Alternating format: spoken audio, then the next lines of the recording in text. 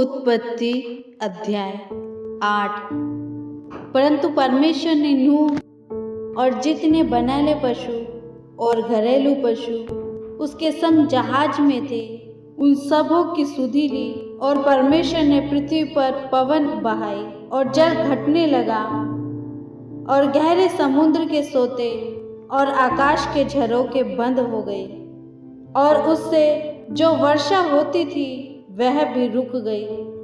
और 150 दिन के पश्चात जल पृथ्वी पर से लगातार घटने लगा।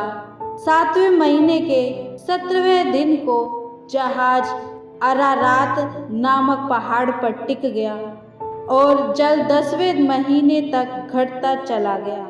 और 10वें महीने के पहले दिन को पहाड़ों की चोटियां दिखाई दी। फिर ऐसा हुआ कि 40 दिन के पश्चात नूह ने अपने बनाए हुए जहाज की खिड़की को खोलकर एक कौवा उड़ा दिया। और जब तक जल पृथ्वी पर से सूख न गया तब तक कौवा इधर उधर फिरता रहा।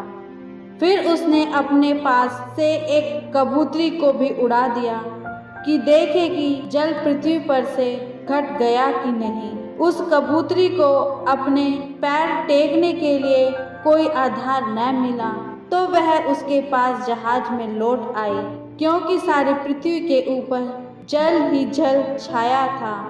तब उसने हाथ बढ़ाकर उसे अपने पास जहाज में ले लिया। तब और 7 दिन तक ठहरा रहा। उसने उसी कबूतरी को जहाज से फिर उड़ा दिया और कबूतरी सांझ के समय उसके पास आ गई तो क्या देखा कि उसकी चोंच में जैतून का एक नया पत्ता है। इससे नूह ने जान लिया कि जल पृथ्वी पर घट गया है। फिर उसने 7 दिन और ठहरकर उसी कबूतरी को उड़ा दिया और वह उसके पास फिर कभी लौट कर नहीं आई। नूह की आयु के 601 वर्ष के पहले महीने के पहले दिन जल पृथ्वी पर से सूख गया। तब नूह ने जहाज की छत खोलकर क्या देखा कि धरती सूख गई है। और दूसरे महीने के 27वें दिन को पृथ्वी पूरी रीति से सूख गई।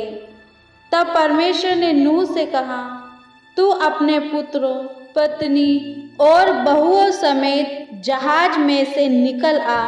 क्या पक्षी, क्या पशु, क्या सब भांति के घरेलू जंतु जो पृथ्वी पर रेंगते हैं, जितने शरीरधारी जीव जंतु तेरे संग हैं, उन सब को अपने साथ निकाल ले आ, कि पृथ्वी पर उनसे बहुत बच्चे उत्पन्न हो और वे फूले फले और पृथ्वी पर फैल जाएं। तब नूह और उसके पुत्र और पत्नी और बहुएं निकल आए और सब चौपाए, रेंगने वाले जंतु और पक्षी और जितने जीव जंतु पृथ्वी पर चलते फिरते हैं, सब जाति जाति करके जहाज में से निकल आए। तब नूह ने यहोवा के लिए एक वेदी बनाई और सब शुद्ध पशुओं और सब शुद्ध पक्षियों में से कुछ कुछ लेकर वेदी पर होम बलि चढ़ाया। इस पर यहोवा ने सुखदायक सुगंध पाकर सोचा, मनुष्य के कारण मैं फिर कभी भूमि को शाप न दूंगा। यद्यपि मनुष्य के मन में बचपन से जो कुछ उत्पन्न होता है वह बुरा ही होता है, तो भी जैसा मैंने सब जीवों को अब मारा है वैसा उनको फिर कभी न मारूंगा। अब से जब तक पृथ्वी बनी रहेगी तब तक बोने और काटने के समय, ठंड और तपन, धूप काल और शीतकाल, दिन और रात निरंतर होते चले जाएंगे।